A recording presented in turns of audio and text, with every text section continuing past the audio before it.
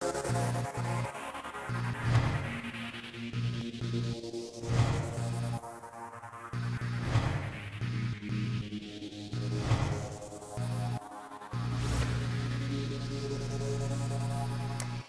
à tous, on se retrouve comme tous les mercredis 18h pour un nouveau numéro des Extrémistes, le meilleur des sports actions. C'est ici et nulle part ailleurs. Bienvenue sur MCS Extrême, ou plutôt devrais-je dire bienvenue sur le ring, puisqu'aujourd'hui c'est une émission spéciale Muay Thai. Nous avons l'immense plaisir de recevoir aujourd'hui un des plus grands champions français de la discipline. Il est de passage à Paris en vue de la deuxième édition du gala du Best of Siam qui aura lieu demain, jeudi 22 novembre. On y reviendra bien sûr plus en détail dans quelques minutes. Damien Alamos est avec nous, le plus thaïlandais des Français. Bonjour Damien, bienvenue. Bonjour, merci. Et j'ai aussi deux experts de choix aujourd'hui pour m'accompagner, André et Kamel. Bonjour messieurs. Bonjour Virginie. Bonjour Virginie.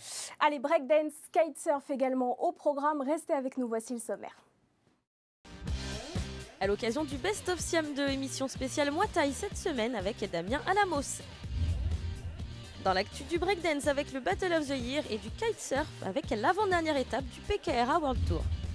Et puis notre séquence découverte du jour, gros plan sur le BMX Foot. Voilà donc ce qui vous attend pour les 50 prochaines minutes. Vous allez tout savoir du Muay Thai aujourd'hui. On va bien sûr revenir sur le parcours de notre invité, mais aussi sur sa très belle saison. Et tout ça grâce à l'interview de la semaine.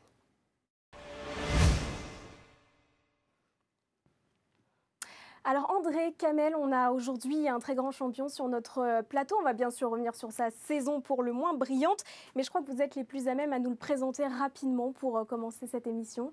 Oui, Damien, merci d'être venu. Damien a fait quelque chose d'extraordinaire. Il a fait plus que ce que peut faire un champion traditionnel. Il a été évidemment champion du monde. Il va nous dire tout ça par rapport à son parcours. Mais il a réalisé un exploit au mois de février dernier. Il est allé au Lumpini Stadium de Bangkok, qui est la référence absolue en Thaïlande en matière de champion. Et il a décroché un titre de champion du Lumpini. Il est en cela le deuxième à l'avoir réalisé. Le premier était un Français aussi, Morat Sari. C'était en mai 2000. En 99, je crois. Mai 99, ouais, précisément. Et c'était contre Samshai.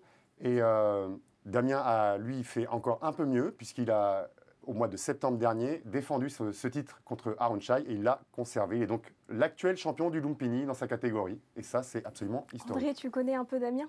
Oui, un petit peu, ouais. Bien sûr, on suit. Hein. Tu nous en avais déjà parlé sur le plateau. Ouais, on en a déjà parlé, Damien Alamos. Comment dire, il y a des grands boxeurs, c'est ce que je dis toujours, il y a des très bons boxeurs, il y a des grands boxeurs, puis il y a les champions. Les champions sont des êtres exceptionnels. On en avait déjà parlé, sur des êtres exceptionnels. Il est parti en Thaïlande avec ses propres moyens. Il a fait, vous savez, c'est très dur en Thaïlande. Hein. On fait plein de combats ici et là, mais de là à décrocher des titres, il n'y en a que 3 au monde qui ont décroché. 3 personnes, enfin, 3 non-thaïlandais qui ont été champions de Thaïlande. Il y a le premier, c'était un japonais, Fujiwara. Ensuite, il y a eu Morat Sari et Damien. Mais la différence avec Damien, c'est qu'il a été champion de Thaïlande, mais c'est qu'il est resté. C'est-à-dire qu'il a défendu son titre. Et il continue à être champion de Thaïlande. C'est unique dans les annales. Ça n'existe pas. C'est très peu d'étrangers peuvent se vanter d'avoir été au Brésil, battre le Brésil en foot ou les Néo-Z en rugby. Damien l'a fait, l'a réussi et il est toujours champion de Thaïlande. C'est unique. Alors on va y revenir, mais on va parler un peu de ton parcours pour essayer de comprendre tout le chemin parcouru depuis. Je crois savoir que tu es originaire donc de Bordeaux, tu as tout juste 22 ans. 22 ans. Est-ce que tu t'es mis au Muay Thai, j'imagine, assez jeune et tout de suite, ou est-ce que tu as fait un autre type de boxe? En fait, j'ai fait un peu de football, donc comme tous les enfants. Comme tous les mecs. Voilà. Et après, c'est mon oncle en fait qui m'a attrapé et qui lui il a ouvert sa salle de boxe, donc le club Impact Aquitaine à Bordeaux. Et puis tout naturellement, il m'a amené le mercredi dans sa salle et moi j'ai aimé. Et puis voilà, donc j'avais 8 ans. Une famille de boxeurs, parce que je crois savoir que ton petit frère est prêt à prendre la relève aussi. Mon petit frère aussi, oui. Il y a papa aussi, hein, dans les parages. C'est le club familial. André, il n'est jamais passé par ta salle? Non, quand même pas. Pourquoi quand même pas? Non, mais je veux dire, moi, c'est une... Je le dis, je le répète, un boxeur, il n'est jamais seul. Là, il est encadré, il a sa famille, il est soutenu par son père, son oncle, ses amis, tout ça. C'est pourquoi un boxeur, il peut aller loin quand il est soutenu, supporté. Damien, en plus, mais outre le fait qu'il soit de Bordeaux, un grand boxeur, c'est qu'il y a du talent. Et quand il y a le talent, ça devient un champion exceptionnel. Moi, je le dis, hein, franchement, hein, je suis resté scotché quand il est devenu champion de Thaïlande. Mais là où j'ai été surpris, c'est qu'il a défendu son titre et il l'a gagné. C'est pas rare, c'est unique dans les annales. Faut bien le préciser, c'est unique. Bravo, chapeau beau gosse. C'est gentil. Ah, mais vraiment, Tu auras l'occasion de nous en reparler dans 2 minutes. D'ailleurs, on va voir les images de ce beau combat. J'ai vu que tu avais ton premier combat à 14 ans en Thaïlande. 14 ans. Ouais, c'est ça, ouais, 14 ans. Quel souvenir tu en gardes? Bah, c'était un rêve en fait, donc c'était déjà le premier rêve que j'ai réalisé. C'était ce combat en Thaïlande, donc voilà, c'est que des C'est beaux Rodrigo, souvenirs. ton oncle, qui t'a amené là-bas? Ouais, c'est Rodrigo qui m'a amené. Ouais. Ouais, ouais. Donc on a fait un voyage avec plusieurs personnes du club. Et par la suite, Ça s'est soldé par quoi, ce premier combat? une défaite au point. Ouais, mais c'est pas grave, Ouais, t'as kiffé quoi. Mais bon, Boxer j'ai en kiffé, Thaïlande, ouais. mais je veux dire, boxer en Thaïlande, tous les jeunes rêvent de boxer. Hein, c'est vrai ou Ouais, pas? tous les jeunes rêvent Tu de boxer perds, en tu Thaïlande. gagnes, d'aller boxer, c'est magnifique. J'avais même jamais fait de combat parce que en France, c'est des assauts techniques qu'on Ouais, fait. avec le plastron, Donc à la le casque. touche, avec les protections, etc. Donc cette fois-ci, c'était un vrai combat, sans protection, Et avec entre les guillemets coudes. professionnel, avec les coudes. Ouais. Et ton premier titre, tu l'as eu à 19 ans, champion de France. À 19 ans, ouais, c'est ça. Et du coup, là, ça t'a donné envie de faire de la boxe à plein temps, j'imagine. Ouais, bien avant déjà. Ouais. Bien avant déjà, Ouais. tu avais ce... Depuis tout petit, j'étais vraiment... enfin, je le savais pas, mais c'est vraiment ce que je voulais, moi, depuis l'âge de 13-14 ans, enfin, depuis mon premier voyage en Thaïlande. C'est là que je me suis dit, ouais, Révélation. voilà, révélation, c'est vraiment ça que j'ai envie de faire. Parce et, qu'au début, quand ton boxer oncle t'a là-bas. pris justement du football à la boxe thaï, ça n'a pas été le coup de foudre immédiat? Ah si, ça a été le coup de foudre, parce que j'ai tout de suite accroché, mais bon, j'ai aussi fait un peu d'autres sports, touché un peu à tout, aux alentours de 12-13 ans. Je me suis un peu décroché de la boxe. Et après, à partir du voyage en Thaïlande, c'est là où j'ai vraiment... Parce que la culture, parce que c'est tout ce qu'il y avait à côté aussi de la boxe thaï qui t'a séduit ou... Ouais, vraiment tout le milieu, quoi. Vraiment tout le milieu, la culture, ouais, la culture, c'est... Parce que C'est là, quand même maintenant, quelque tu chose vis là-bas, là-bas en en ce Thaïlande. moment. Tu as Ouais. débarqué de l'avion il y a quelques jours seulement. Voilà. Tu vis vraiment à la Thaï. Ouais, je vis en Tu vis, Thaïlande. tu manges, tu parles thaï. Voilà, je vis, je mange, je parle thaï. André, 14-15 ans, c'est à cet âge-là qu'on repère les futurs champions? Le potentiel? Ouais, je pense, ouais. Non, c'est une très bonne question, et puis en fait, ouais. Non, c'est vrai. Enfin, plus les boxeurs sont jeunes, plus ils ont de chances de s'exprimer et d'aller loin. Après, c'est dans la durée. C'est là qu'on repère un vrai boxeur. Moi, je me rappelle, j'ai eu un boxeur qu'on connaît, Skarbowski, il a commencé à 13 ans, et après, c'était dans la durée. Bon, jusqu'à 30 ans, il a boxé. Là, c'est là qu'on devient un grand champion. Mais lui, il a été très vite, hein, quand même. Hein. C'est ce que je disais tout à l'heure. C'est le talent, il y a beaucoup de talent. Il y a le travail, bien sûr, hein, mais il y a le talent. Il a été très vite, 14 ans, 19 ans champion de France, 22 ans, même pas 22 ans, à 21 ans, tu as été champion de Thaïlande, je crois, non? Exact, 21 ans, 21 champion, champion du Lumpini. champion du monde. Et d'ailleurs, dans Champion le... du monde à 19 ans, 19 ans en C'est plus. ça, par la suite, en De la 2010. WPMF, WPMF, le ouais. titre. Au Lumpini. Mais même, tu dis ça, mais c'est vrai que même Morad Sari, il n'avait pas 21 Non, ans. c'était quand il a- presque fin de c'était carrière, quasiment Morad. fin de carrière, oui. Ouais. C'était Et puis, venu récompenser Et puis, justement. c'est pas la même catégorie quand même. Lui, dans une catégorie, tu pèses combien, Damien? En Thaïlande, je boxe à partir de 61 kg jusqu'à 63 kg. Voilà. En Thaïlande, ça va, à partir de 52 jusqu'à 63 kilos, c'est Des tueurs. en deçà et en dessous, au-dessus, il n'y en a pas beaucoup. Mais dans sa catégorie, c'est super balèze. Hein. Il y a la queue. Hein. Il y a la queue. Ouais. Il faut savoir que justement, juste avant que Damien s'empare de ce titre, il l'a quand même conquis contre quelqu'un qui avait battu un Français, hein, qui tentait lui aussi de réaliser l'exploit. C'était en mars 2010, Kamel Djemen. Ah C'est oui, le jour où moi j'ai remporté ma ceinture de champion du monde, la première. D'accord, donc c'était C'est donc le- mars c'est dans- 2010. c'est la même soirée, ouais. Olympini, Mars ouais. 2010, titre que tu as piqué au champion du monde en titre en plus. Ouais, c'est ça. Et première victoire, j'imagine, très importante à tes yeux dans ce fameux stade du Lumpini. Qu'est-ce que ça représente pour un boxeur, ce stade? Il faut lui demander à lui, c'est le Graal. Hein. Je pense que c'est. C'est ça, ouais. Je pose la question à tous les trois. Ça, C'est un peu là que ça se passe, quoi. C'est le vrai Muay Thai qui... C'est spécial, en fait. c'est-à-dire au niveau de l'ambiance, au niveau de la compétition en elle-même, qu'est-ce que ça a de L'ambiance, plus, la compétition, rien que le niveau qu'il faut avoir pour boxer là-bas, c'est déjà un très très très haut niveau. C'est un stade mythique, vraiment. Il faut savoir que nous, d'ici, de France, dans les années 80-90, quand la boxe thaï a émergé, on nous envoyait évidemment des grands champions thaïlandais qui pouvaient être battus par... Parce qu'on voit les images en ouais. même temps. qui pouvaient être battus par des Européens. Mais on avait le sentiment, à chaque fois, on nous disait, oui, mais il y a un champion du Lumpini, il y a quelque chose. C'était comme une société un peu secrète, quelque chose d'assez excluant, d'assez réservé aux Thaïlandais. Et avec cette aura autour, on a l'impression que les vrais champions sont là-bas et qu'il faut aller déjà tenter d'y pénétrer, de les affronter et de les battre pour vraiment être considéré comme le meilleur boxeur au monde. Et aujourd'hui, c'est le titre qu'a Damien. Il est incontestable, il est incontesté. On peut lui opposer tous les titres de champion du monde de toutes les fédérations possibles et imaginables. Il ne vaudra jamais le titre qu'il a eu parce qu'il a une lignée historique. On peut retracer le champion qui a battu le champion et ça permet vraiment d'avoir une hiérarchie et puis ça reste saine. En Thaïlande, quand vous êtes champion, ça reste. Il y a les photos, ça reste à vie. T'as ta photo à l'entrée du stade maintenant? J'ai ma photo à l'entrée du stade. Il y a 2 stades en Thaïlande. Hein. Il y a le Rajamdanan, en français. Ouais, Ladamnan. Et puis il y a Lumpini. C'est 2 stades. C'est vraiment 2 stades mythiques. Ils ont été construits dans la fin des années 40, début des années 50. Mais lorsqu'on est champion du Lumpini, ça reste. Il y a votre photo, il y a le nom. En thaïlandais, c'est à vie. Ça veut dire c'est pour toujours. Et alors après ce titre-là, tu as décidé de vivre carrément là-bas. Tu t'es installé en Thaïlande. Je me suis installé. Je me suis installé depuis juillet 2009. Donc c'était avant la ceinture. Et pourquoi tu as fait ce choix? Pour te donner toutes les chances? Pour me donner toutes les chances. Ouais. Parce que mon rêve, c'était la ceinture du Lumpini. Moi, j'y croyais, mais pas vraiment, parce que pour moi, c'était inaccessible. En tant qu'étranger, parce que c'est normalement réservé aux Thaïs. Alors justement, parce que là-bas, il y a de vrais camps d'entraînement. Tu fais partie d'un camp, toi? Ouais, moi, c'est quoi ton quotidien alors? Et mon camp, lever en fait, c'est 6 le camp, heures, entraînement à 7 heures lever 6h30, entraînement à 7 heures. Ouais. On commence par un footing d'à peu près 1 heure, en gros, c'est 12 km. Ouais, mon camp, il est situé tout en haut d'une montagne, en fait. C'est-à-dire qu'on descend la montagne, on fait le tour de la ville et on remonte la montagne à la fin. C'est bien en voiture, ça, mais à pied. Parce que pour décrocher un titre du Lumpini, il y a aussi un peu de politique. Hein, c'est comme dans tous les sports. Là-bas, ouais.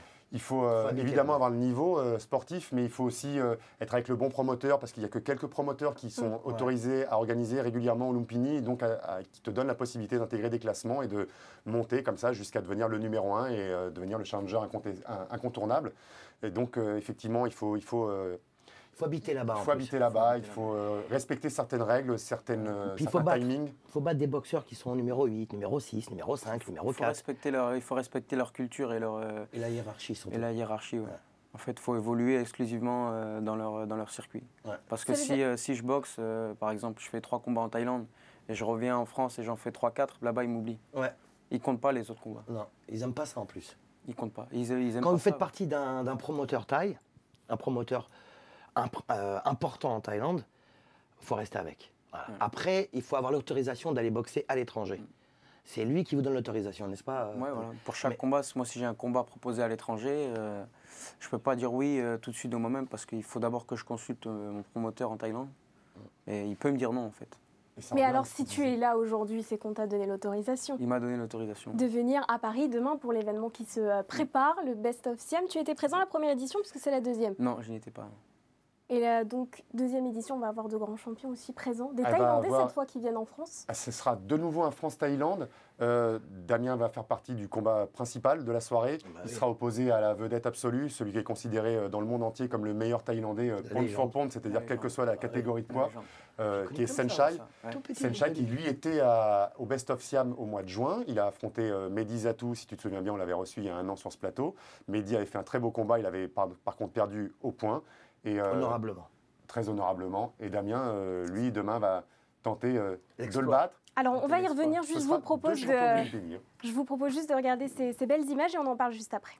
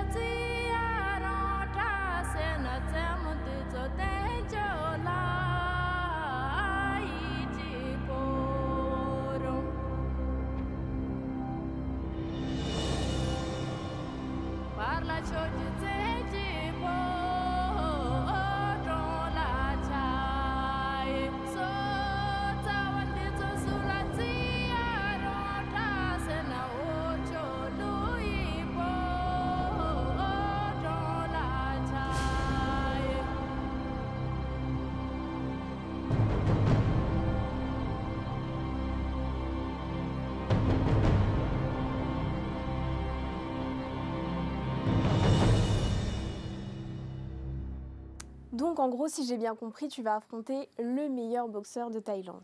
Ah, c'est ça. L'enjeu, alors, ce n'est pas une compétition en soi, mais l'enjeu personnel est énorme demain. L'enjeu personnel est énorme parce que déjà c'est un honneur de le rencontrer parce que c'est une légende en fait. Il boxe toujours mais c'est une légende. C'est-à-dire qu'il est, il est resté au top niveau en Thaïlande pendant des années et c'est très très très dur à faire. Et alors comment tu as préparé ce combat? Je l'ai préparé comme tous les autres parce que physiquement voilà, c'est toujours les mêmes préparations. Bon après mentalement c'est différent. Donc là on sait qu'on rencontre le meilleur donc il faut vraiment... Et puis il a la particularité en plus d'être imprévisible, il est extrêmement doué, c'est un garçon, c'est un génie des rings, donc il s'adapte à son adversaire, il est capable de lui proposer quelque chose de complètement différent à chaque fois, donc c'est assez compliqué d'avoir une préparation spécifique pour lui. Compliqué, ouais. Puis deux champions, hein. Deux champions du Lumpini qui vont se rencontrer. Hein. C'est quand même, on n'a jamais vu ça. Paris.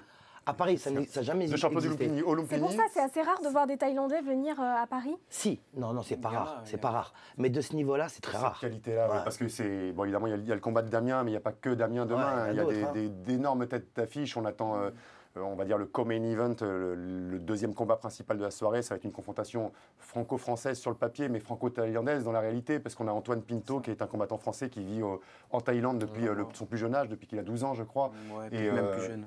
Ouais, 10-12 ans, et qui a fait l'intégralité de sa carrière là-bas, et qui vient affronter Farid Vilom, qui est un des boxeurs aussi français les plus talentueux, la carrière la plus longue, un des plus titrés en France, qui a eu un temps d'arrêt là, de quelques mois dans sa carrière, et ça va être la jeunesse contre l'expérience. Enfin, c'est un clash que tout le monde attend demain à Paris, et puis on peut comme ça dérouler toute la fight card, parce qu'on va avoir aussi Yetsin mais quand même, deux champions du Lumpini en France à Paris. Ah oui, c'est la cerise sur le gâteau. Ça n'a jamais existé. Ça n'a jamais été fait. Ni en France, ni en Europe, nulle part. Ouais, non, mais enfin, j'ai jamais vu ça ailleurs. Peut-être en Thaïlande. Je déconne. Non, alors, est-ce que tu as une tactique pour demain? Comment tu vas aborder ce match? On va appeler des potes. Il va falloir être très très motivé sur le ring. Et la tactique. J'imagine que tu l'as beaucoup observé. Je l'ai beaucoup observé, ouais. Mais bon, tout le monde l'observe. Bah oui, tout le monde le connaît. Mais tout le monde ne se présente pas face à lui en étant champion du Lumpini. Est-ce que cette année, tu as l'impression que tu as franchi un cap à la fois dans ta boxe, mais aussi dans la confiance que tu peux avoir en toi? Oui, j'ai franchi un cap parce que j'ai pris quand même pas mal d'expérience cette année, parce que j'ai boxé que des tailles de haut niveau, en fait. Ah oui, le dernier en date, Dieselek est considéré comme le meilleur actuellement en Thaïlande. Il est très fort, Dieselek. Très très fort, ouais. Donc j'ai perdu contre lui mon dernier combat. Ouais, il est dur. Mais je l'avais battu, même pas un an auparavant. Ouais, oui. Oui, ça veut dire que vous êtes un partout. C'était un combat revanche et il m'a pris à mon jeu, en fait. Il faudrait qu'il fasse une belle ici à Paris, ce serait bien. Donc voilà, moi je veux ma revanche, ma belle. Ils ont dû penser là-bas déjà, non, à la belle. Ouais, bon, il va falloir que je regagne des combats d'abord. Parce je peux pas reboxer contre lui directement parce que j'ai perdu, j'ai bien perdu quand même. C'est intelligent quand même, hein. C'est-à-dire qu'il faut que tu refasses tes preuves pour reboxer de nouveau avec la même personne. Ça conserve ce qu'on disait tout à l'heure, ça, et le fait qu'ils doivent demander autorisation pour boxer à l'extérieur, c'est ce qui fait que sinon, les titres partiraient et ils deviendraient de vulgaires titres mondiaux. Là, ils sont... En fait. Là-bas, tout est hiérarchisé. Et moi, je trouve ça génial, parce que c'est toute une question de respect, d'histoire, d'identité, n'est-ce pas? Et puis, tous les titres qu'on voit à gauche, à droite, que nous, on commence, champion du monde, champion du monde, champion du monde, c'est pas mal, franchement, ça fait plaisir d'avoir une belle ceinture.